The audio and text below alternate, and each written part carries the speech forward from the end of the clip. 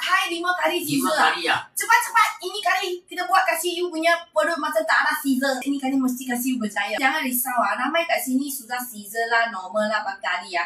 Tapi perut dah dibuncit lah, boleh jadi kempis balik punya. Okey, mari kaki buka selain dan bahu. Satu badan pergi kanan. Okey ha, bahu pergi kiri. Lepas tu rasa dekat pinggang sudah betul. Tapi sebelum kita gerak, kita kemut dulu.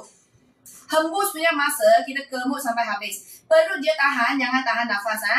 Lepas tu tangan ringan, kaki ringan, semua ringan, bahu pun ringan. And then kita gerak macam ni. Wah, Mrs. Bunga Karim pun 5 kali normal ha. Okay, lepas tu kaki rapat. Wah, 6 kali normal di ni. Macam ni. Okay, buat punya rasa, 2 tempat je rasa. Perut kemut kuat-kuat, pinggang rasa pusing sampai habis. So you akan rasa bunyi dekat pinggang, kerak dengan sakit dekat pinggang pada mula-mulanya. Ini senaman bukan saja boleh kempiskan you punya perut, cantikkan you punya perut, kemaskan you punya perut. Lagi boleh kasih you hilang sakit pinggang punya ha. Bahu turun, leher tegak panjangkan. Kaki jangan tekan ha, bengkok sikit. Relaxkan lutut tak buat. Okey, mari. Satu badan beri kanan dulu. Ya, sebelum kita nak start pra, perut you kemut.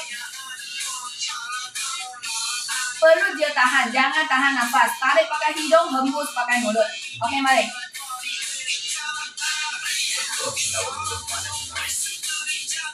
5 kali normal, 47 tahun. Mari.